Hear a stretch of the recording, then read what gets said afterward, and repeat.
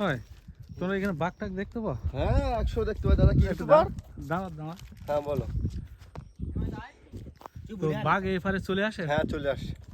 দেখেছো চোখে? হ্যাঁ বাবা, বাঘ কেন, কুমির সবকিছু দেখতে পাবে। তোমার হচ্ছে তাড়ায় 500 টাকা করে দেয়, তোমার আচ্ছা, 5 টাকা আচ্ছা। দেয়, সবাই এমনি রাতে ডিউটি করতে হয়। ও আচ্ছা আচ্ছা আচ্ছা। বাঘ আসে গ্রামে। ও তো তোমাদের যখন বাঘ আসে তখন ভয় টয় করে লাগে না? ভয় লাগে বলতে কি, হ্যাঁ সামনে রাতে ডিউটি করলে 500 টাকা করে দেয় আমার ও তাড়ায়। ডিউটি করলে 500 টাকা করে? হ্যাঁ 500 টাকা করে। এখন তোমার ভয় হয় না? এরা আমার সাথে একসঙ্গে ডিউটি করি, আসো না, না আমি ইউটিউবে পড়ে যাই। এরা সঙ্গে আমরা একসঙ্গে ডিউটি করি, 5 টাকা করে দাদার দেয়, নাম 5 কি জন করে চ্যানেলের? থাকি। আমার গাইন ট্রাভেলার, গায়েন টেলাবার। বাড়ি কোথায়? সোনারপুর। আচ্ছা ঠিক আছে। আমাদের দাদাকে সবাই সাবস্ক্রাইব করো, লাইক করো, সবাই কমেন্ট করে, সবাই একটু শেয়ার করো। আচ্ছা thank আমরা you। আর ওটা কি ওই লাস্ট ওটা বাংলাদেশ। ওটা ওপারে বাংলাদেশ। বাংলাদেশ, এটা বাংলাদেশ, এই এটা জঙ্গলে তোমার গেছে। সুন্দরবন, এই দিক থেকে পুরোটা সুন্দরবন চলে গেছে। ওটাও সুন্দরবন, কিন্তু এদের একটা ভাগ আছে। ও এটা ভারতে, আমাদের ইন্ডিয়া আর এটা আমাদের ইন্ডিয়া, এটা বাংলাদেশ। বাংলাদেশে ওটা। হ্যাঁ। এবার কিছুটা পথ একটা পথ আছে, এই ওটা পাশে দিয়ে BSF আমাদের আছে কিন্তু। কাঁচা লোটা বেড়া সব যায়। ওই সামনে BSF আছে, আমি আচ্ছা এখানে ডিউটি, জঙ্গলে ডিউটি আছে। আচ্ছা আমরা ডিউটি করি, 500 টাকা করে আমাদের দেয়। আচ্ছা আচ্ছা আচ্ছা। তা তোমরা কুমির টুমির সব চোখে সব দেখো? দেখি দাদা, চিন্তা নেই। এখানে এবার যা তুমি যদি দেখতে সব সত্যি, কিছু দেখবে। তুমি যদি বলো হ্যাঁ। তোমাকে আমরা নিয়ে যেতে পারি, কুমির ফুমির সব দেখাবো। বাঘটা বলা যাবে না, কিন্তু কুমির, বাঘ আছে ধরকালি, কিন্তু কুমির টুমির সব তোমার দেখাবো। আচ্ছা আচ্ছা। আর সজনখালি সব দেখা যাবে। আর কুমির এখান থেকে সৈন্যখালী অফিস কত দূর? সজনখালি এখান থেকে 7 ঘন্টা লাগে আমাকে কালীতলা। 7 জন। আচ্ছা আচ্ছা। হ্যাঁ চলে যাচ্ছি। হ্যাঁ হ্যাঁ।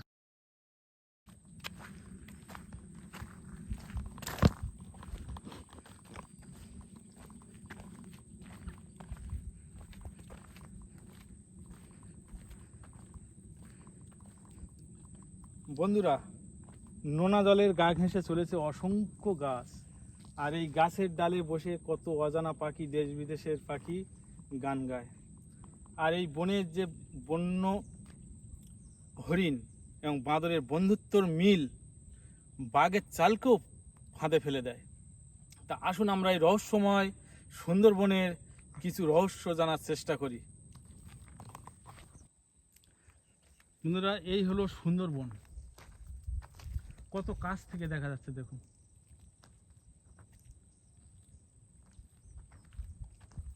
ক্যামেরাটা অন্য সাইডে বনের দিকে ঘোরাও।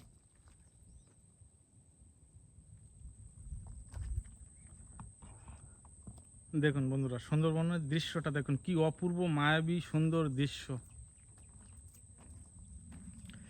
এখানে প্রত্যেকটা জীবের সংঘর্ষ করে জীবনযাপন করতে হয়, প্রত্যেকটা জীবের। জলে কুমির, ডাঙায় বাঘ, যে প্রবাদটা আছে, প্রত্যেকটা প্রবাদেই এখানে দেখুন। বনের ভিতরে একজন মাছ ধরছে, একদম বনের কাছে ভিতরে দেখুন, দেখছেন কাঁকড়া ধরছে ওখানে। আমি দেখানোর চেষ্টা করছি জুম করে, দেখতে পাচ্ছেন।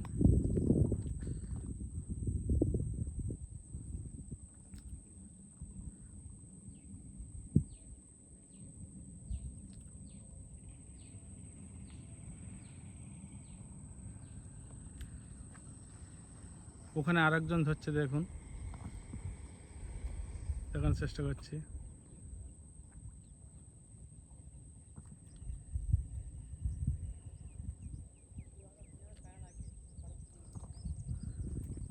আমি এগিয়ে যাওয়ার চেষ্টা করছি একটু।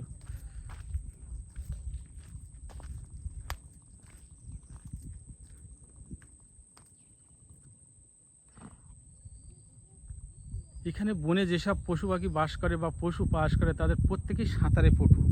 সে বানর হোক, হরিণ হোক এবং বাঘ হোক, কিন্তু প্রত্যেকটা প্রাণী সাঁতার তার শিখতেই হবে। কিন্তু বাঘের সাঁতার দেওয়ার পদ্ধতি একটু অন্যরকম।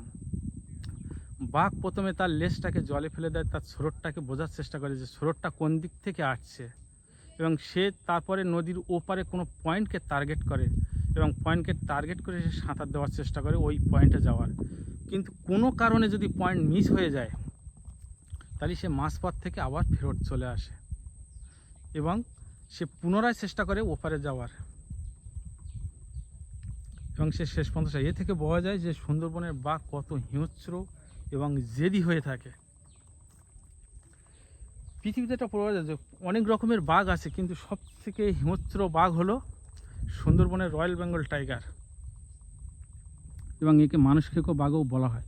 কিন্তু ফরেস্ট অফিস থেকে এটা মানতে রাজি নয়। তারা বলে সুন্দরবনের বাঘ হিংস্র নয়, এবং যত রকমের বাঘ আছে সুন্দরবনের বাঘের ওয়েটও একটু কম হয়,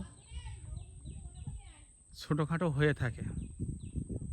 তার কারণ এখানে যে নোনা জল, মেন কারণ নোনা জল, তাদের তেষ্টার জল পান করতে হয়, এবং এই নোনা জল খেয়ে তাদের শরীরের রক্তপ্রবাহ বেড়ে যায়। এর ফলে কি হয়, তারা বেশি অ্যাগ্রেসিভ বা হিংস্র হয়ে ওঠে।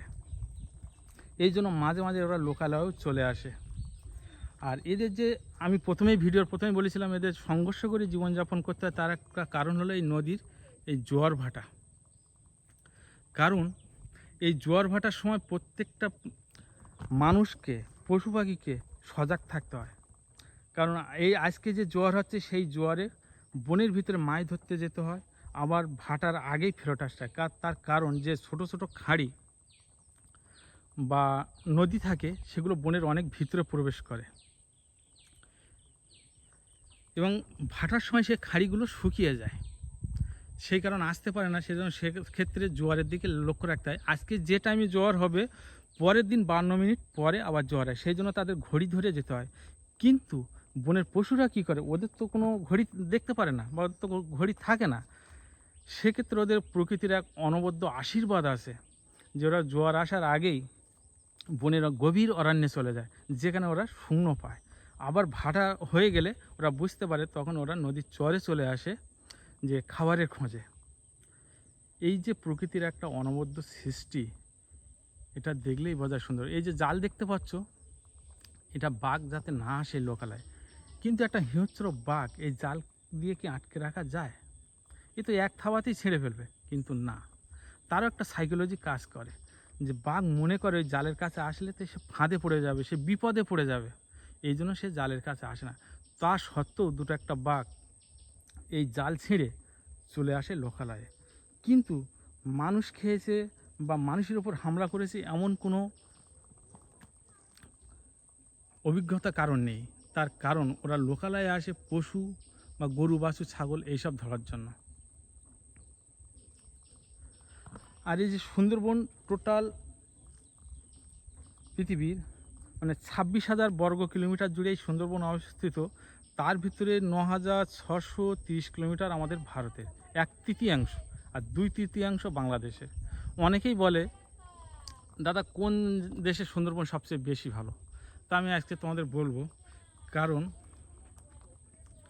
ভারতের যে সুন্দরবন আছে তা একটু ছোট, গাছগুলি একটু ছোট। তারও একটা কারণ আছে। সুন্দরবন, তাহলে এই কারণ জানতে গেলে আমাদের সুন্দরবনের একদম জন্মের ইতিহাস জানতে হবে। জন্মের ইতিহাস এখান থেকে 60 কোটি বছর আগে যখন হিমালয় সৃষ্টি হয়েছিল, তখন তার এই হিমালয় থেকে যে বিভিন্ন নদী, মেঘনা, পদ্মা, গঙ্গা, যমুনা, প্রত্যেকের সৃষ্টি হয়েছিল, এবং ওই নদীর মোহনায় সৃষ্টি হয়েছিল এই সুন্দরবন। কি করে সৃষ্টি হয়েছিল? হাজার হাজার কিলোমিটার দূরে যে নুড়ি পাথর এনেছিল, সেটাই সুন্দরবনের মোহনায়, গঙ্গা, মেঘনা, পদ্মা, যমুনার মোহনায় জমা হয়েছিল। তার একটা কারণ, যখন ওদিকে ঢাল বেশি থাকে তখন সেটা খুব গতিতে চলে আসে, আর যখন নদীর মোহনায় চলে আসে এবং তার ঢালের পরিমাণ কমে। সুন্দরবনের প্রত্যেকটা নদীর গতির ঢাল 12 সেন্টিমিটার, তার বেশি নয়। এই জন্য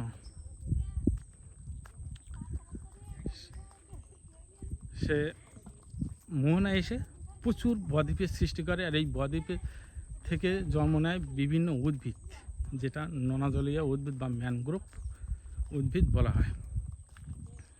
আমি একদম বনের ভিতরে চলে যাচ্ছি, দেখো ভাই।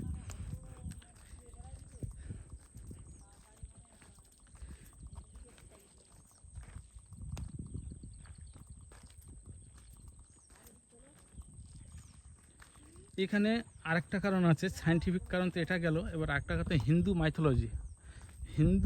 মাইথোলজি হিসেবে যেটা বলা যায়, ভগবান রামচন্দ্রের 13তম বংশধর, শ্রীরামচন্দ্রের 13তম বংশধর রাজার সাগর একবার অশ্বমেধ যজ্ঞ করেছিল। এই অশ্বমেধ যজ্ঞে একটা নিয়ম আছে, যে অশ্বমেধ যজ্ঞে যে ঘোড়াটাকে ছাড়া হয়, সেটা কোনো রাজা যদি আটকায় তাহলে বুঝতে হবে তার সঙ্গে তাকে যুদ্ধ করতে হবে। এবং এই অশ্বমেধ যজ্ঞ দেখে দেবরাজ ইন্দ্রের হিংসে হয়। তখন সে রাজা সাগরের ঘোড়াটাকে নিয়ে বঙ্গোপসাগরের তীরে কপিলমুনির আশ্রমে লুকিয়ে রেখেছিল। তখন রাজা সাগর তার 60,000 পুত্র পৃথিবীর বিভিন্ন প্রান্তে খুঁজতে পাঠিয়েছিল যে ঘোড়া কোথায় রাখা আছে। অবশেষে এই বঙ্গোপসাগরের তীরে কপিলমুনির আশ্রমে এসে দেখতে পায় তার ঘোড়া বাঁধা আছে, কিন্তু কপিলমুনি কিছুই তা জানতেন, তিনি তো আমার ধ্যানে মগ্ন ছিলেন। তখন 60,000 পুত্র ভেবেছিল যে কপিলমুনি যুদ্ধ করবে এবং তার ধ্যান ভঙ্গ করে। তখন কপিলমুনি অভিশাপ দিয়ে 60,000 পুত্রকে ভস্ম করে দিয়েছিল। কিন্তু পরবর্তীতে তিনি আবার বলেওছিলেন যে গঙ্গার জল যদি এই সাইভস্যের উপর দিয়ে প্রবাহিত হয় তাহলে 60,000 পুত্র পুনরুদ্ধার হয়ে স্বর্গ লাভ করবে। পরবর্তীকালে সাগরের বংশধর ভগীরথ গঙ্গাকে নিয়ে আসেন। তখন গঙ্গা ছিল স্বর্গে এবং এই গঙ্গা মর্তে আনার ফলে কী হলো, দক্ষিণ 24 পরগনা হাতিবাগান অবধি এসে পথ খুঁজে পাচ্ছিল না কপিলমুনির আশ্রম। তখন সেখান থেকে অজস্র ভাগে ভাগ হয়ে প্রবাহিত হয়েছিল। আর এই 60,000 পুত্রের সাইভস্বরের উপর দিয়ে প্রবাহিত হয়েছিল গঙ্গা। সেখান থেকেই পুনরুদ্ধার হয়েছিল 60,000 পুত্র এবং কপিলমুনির আশ্রমে আজও হাজার হাজার ভক্ত স্নান যাত্রায় করে, যেটা গঙ্গা স্নান বলে। এলো সুন্দরবন। এবং সুন্দরবনের নাম কী জন্য হলো এটা আমাদেরকে সর্বপ্রথম জানতে হবে। সুন্দরবনের নাম কেন হলো? এখানে আগে একটা প্রবাদ আছে যে সাগরের তীরে এই বন, তাই নাম হয়েছিল সাগর বন। এবং কালের ভ্রষ্টাকালে এখানে আরও প্রচলিত একটা হয়, সেটা হলো সুন্দরী গাছ। সুন্দরী গাছের নাম অনুসারে সুন্দরবন হয়, তার একটাই কারণ বনে তো প্রচুর গাছ আছে, তার সুন্দরী গাছের নাম অনুসারে। সুন্দরী গাছ এমন একটা গাছ যে গাছের পাতা উপর দিকটা সবুজ এবং নিচের দিকটা সিলভার কালার, যখন হাওয়ায় দোলে একটা সুন্দর দৃশ্য ফুটে ওঠে। এই দৃশ্য এবং যে শুধু দৃশ্য তা নয়, কাঠটাকে চেরাই করলে একটা ন্যাচারাল কালার যেটা পালিশকেও হার মেনে যায়। এবং এর প্রাকৃতিক একটা কারণ আছে, যেটা হলো যে আশেপাশে যতগুলি গাছ আছে তার বেশি পরিমাণ কার্বন ডাইঅক্সাইড শোষণ করে এই সুন্দরী গাছ। এই থেকে নাম হয় সুন্দরবন।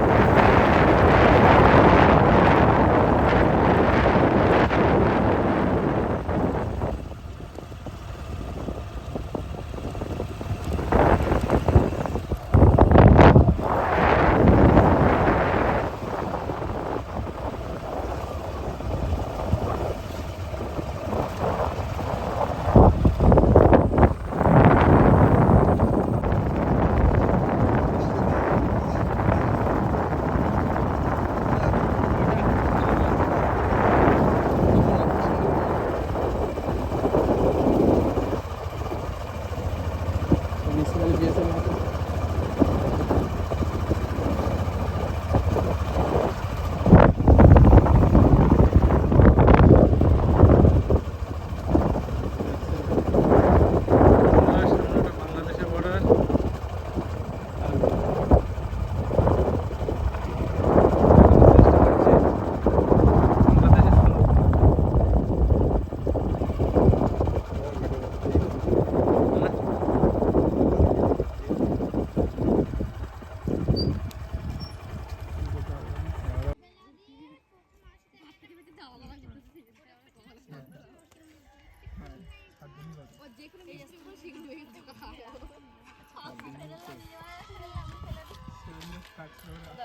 ওদি তোমরা যে যে রাস্তা দিয়ে ঘুরছো বাঘের ভয়টাই করে না? না আমাদের বাড়ির ভয় করে না। বাঘ দেখেছো তোমরা? হ্যাঁ দেখেছি ছোটবেলায়। ও এখন আর পার হয় না? না জালি ঘেরা না। ও আচ্ছা।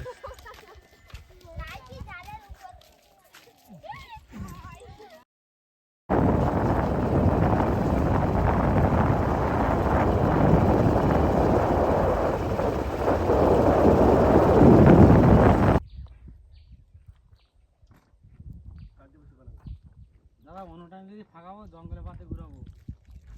আচ্ছা আমার বাড়ি ওই সুইচ গেটে, যে সুইচ গেটে গেলে না 1 নম্বর সুইচ গেট।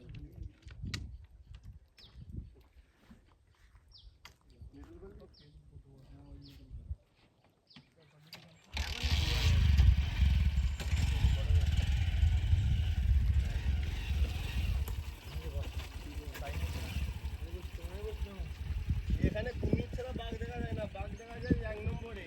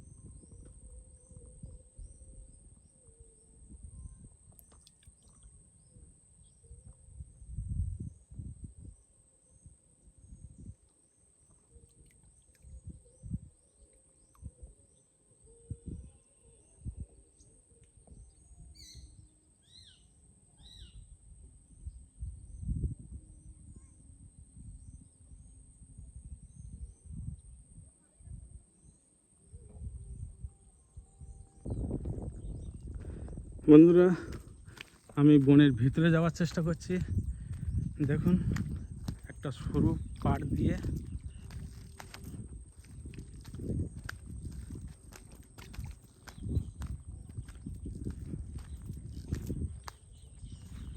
এই হলো বন, আর এই ছোট্ট পাড় দিয়ে আমি যাওয়ার চেষ্টা করছি বনের ভিতরে।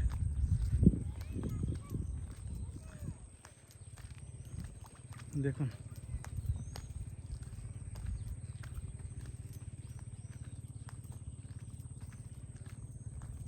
কত গাছ দাঁড়িয়ে আছে নীরবে। এখানে যে কোনো মুহূর্তে বিপদ, যে কোনো মুহূর্তে বাঘ চলে আসতে পারে।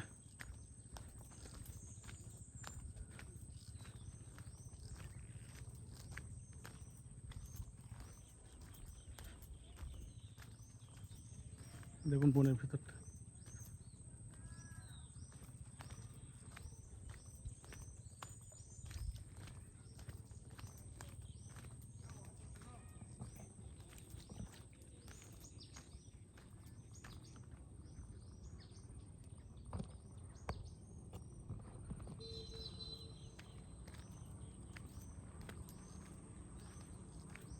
বন্ধুরা, সুন্দরবনের যদি অপরূপ দৃশ্য দেখতে হয় তাহলে আসতে হবে সুন্দরবনের শেষ প্রান্ত শমশাননগর গ্রামে। দেখুন এই রাস্তাটা চলে গেছে পুরো বনের ভিতরে, একদম নদীর পাড় দিয়ে। এই সাইডে জল, এই সাইডে জল।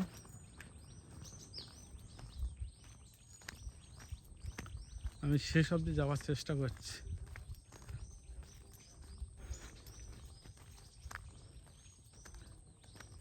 আর ওইভাবে জাল দেওয়া আছে। দেখুন এখন জোয়ার তো পুরো জল উঠে গেছে, দেখুন।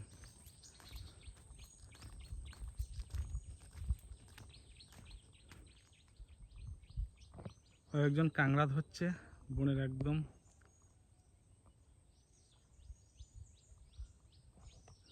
একটা মাসিমা কাংড়া ধরছে।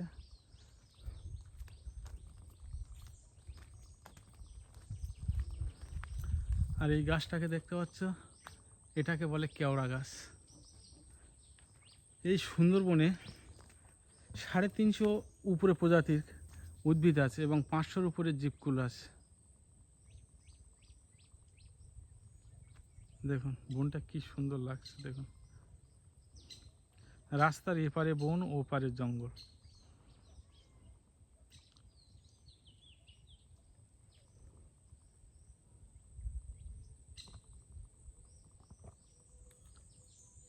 কি অপূর্ব, বনের ভিতরে নিয়ে গেছে দেখুন।